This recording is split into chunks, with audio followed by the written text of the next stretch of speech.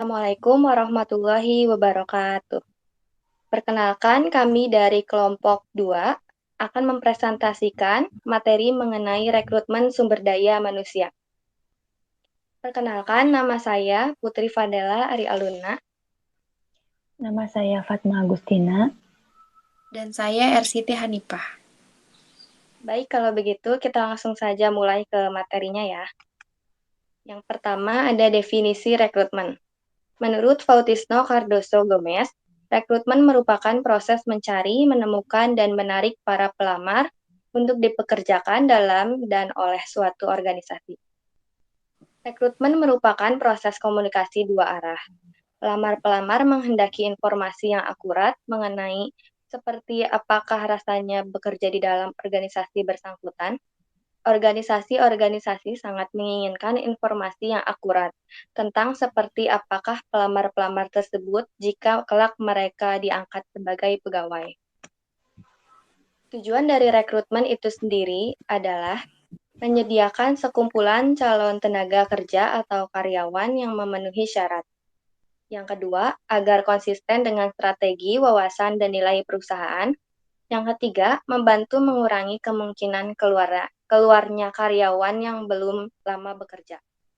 Yang keempat, mengkoordinasikan upaya perekrutan dengan program seleksi dan pelatihan. Yang terakhir, memenuhi tanggung jawab perusahaan dalam upaya menciptakan kesempatan kerja. Sumber perekrutan itu ada dua, yaitu internal dan eksternal. Yang pertama dari internal. Rekrutmen internal adalah sebuah proses rekrutmen yang melibatkan karyawan yang sudah bekerja untuk mengisi posisi tertentu, seperti halnya 1. Rotasi jabatan, 2. Promosi jabatan untuk posisi yang lebih tinggi, 3. Demosi untuk menurunkan ke posisi yang lebih rendah. Yang kedua yaitu eksternal. Rekrutmen eksternal adalah suatu proses rekrutmen yang melibatkan kandidat dari luar perusahaan untuk mengisi posisi yang kosong. HRD harus menyeleksi dan menyaring surat lamaran dan CV yang masuk untuk mendapatkan kandidat terbaik sesuai dengan posisi yang dibutuhkan. Selanjutnya ada teknik rekrutmen. Yang pertama yaitu sentralisasi.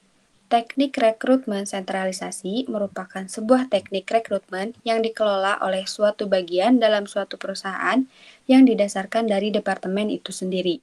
Biasanya dilihat dari segi manajemennya. Namun, bagi beberapa perusahaan, teknik ini dinilai kurang efektif dikarenakan adanya beberapa kendala seperti tidak memiliki kontrol dan juga kendali dari rekrut ini. Yang kedua yaitu desentralisasi. Teknik rekrutmen desentralisasi merupakan teknik dalam merekrut calon tenaga kerja yang pengelolaannya diserahkan kepada masing-masing departemen yang membutuhkan tenaga kerja. Teknik ini bertujuan untuk mendapatkan calon tenaga kerja yang profesional dan sesuai dengan standarisasi masing-masing departemen. Beberapa perusahaan berpendapat bahwa teknik ini cukup efektif. Namun, teknik ini juga memiliki beberapa kendala, seperti pihak dari pusat tidak memiliki kontrol dari teknik ini, sehingga pihak pusat tidak mengetahui mengenai pelamar kerja tersebut. Proses rekrutmen. Yang pertama, penyusunan strategi untuk merekrut. Dalam penyusunan strategi ini, peran Departemen Sumber Daya Manusia bertanggung jawab dalam menentukan kualifikasi-kualifikasi pekerjaan, bagaimana karyawan direkrut, di mana tempatnya, dan kapan pelaksanaannya. Yang kedua, pencarian pelamar-pelamar kerja. Banyak atau sedikitnya pelamar dipengaruhi oleh usaha dari pihak perekrut untuk menginformasikan lowongan. Salah satu caranya adalah dengan membina hubungan yang baik dengan sekolah-sekolah atau universitas-universitas.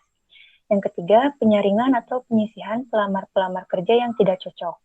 Dalam proses ini memerlukan perhatian besar khususnya untuk membendung diskualifikasi karena alasan yang tidak tepat. Yang keempat, pembuatan kumpulan pelamar. Kelompok pelamar yang sudah disaring merupakan kumpulan individu-individu yang telah sesuai dengan kriteria yang ditetapkan oleh perekrut dan merupakan kandidat layak untuk posisi yang dibutuhkan. Beberapa sumber rekrutmen. Yang pertama, pelamar langsung. Yang kedua, lamaran tertulis. Yang ketiga, lamaran berdasarkan informasi orang dalam. Yang keempat, iklan. Yang kelima, instansi pemerintah. Yang keenam, perusahaan penempatan tenaga kerja. Yang ketujuh, perusahaan pencari tenaga kerja profesional. Kedelapan, lembaga pendidikan. 9, organisasi profesi. 10, serikat pekerja. Dan yang terakhir, balai latihan kerja milik pemerintah. Baik, sekian materi yang dapat kami sampaikan. Mohon maaf apabila ada kekurangan. Terima kasih. Assalamualaikum warahmatullahi wabarakatuh.